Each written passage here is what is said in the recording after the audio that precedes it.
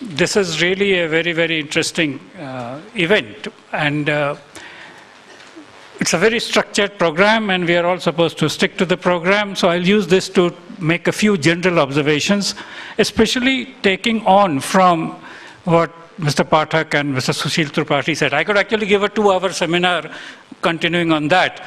But fortunately, I've been trained in two very different fields. One is academics, where you don't make a point in less than 1 hour. And the other is law, where you want to hear the 6 sweet words from the judge: admit, issue notice, meanwhile proceedings stayed, and you want to get it as fast as possible. So I'll try to blend these two. First thing I want to is compliment this event. And I'm saying this not just because Om Pathak is a good friend of mine, but because this is based on very fundamental principles. You see, the whole dilemma we have is, who will bell the cat? This is what is to be done. When a person like Sushil Tripathi says the government has several constraints in doing it and we all see it, the question is, whom do we look for? And the surprising answer is, we look within ourselves.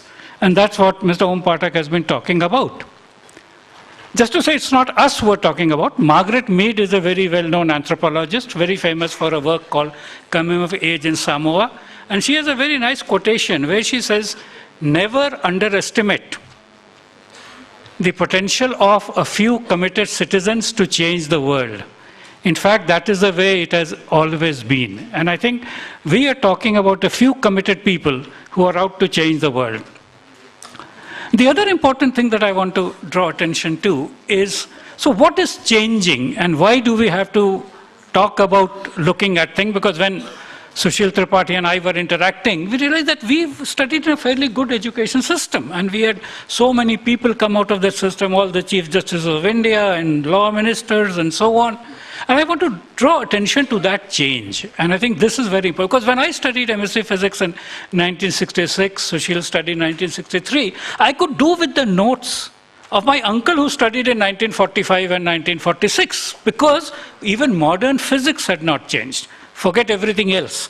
So physics also was interference, diffraction, polarization, and so on and so forth. Maxwell's electromagnetic this thing, and so on. So this continued very well.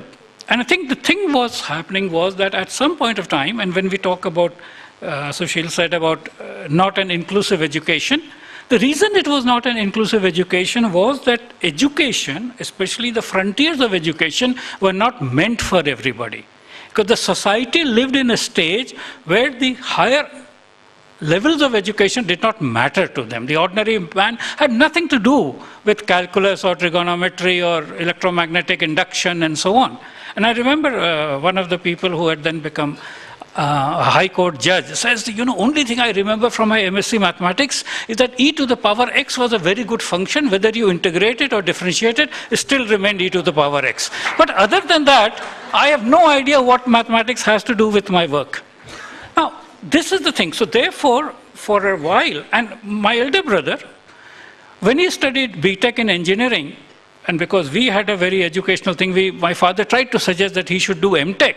And all his friends scoffed. MTech, that means he wants to be an academic. He's somewhat stray. Because after a BTech, you can become chairman of everything. Why would you ever want to do MTech? So for a long time, and until the 70s, education was ahead of the rest of society. And the shift that has now happened is that the society has gone ahead and education has been left behind. I think this is what we have to understand. This is the problem that has happened.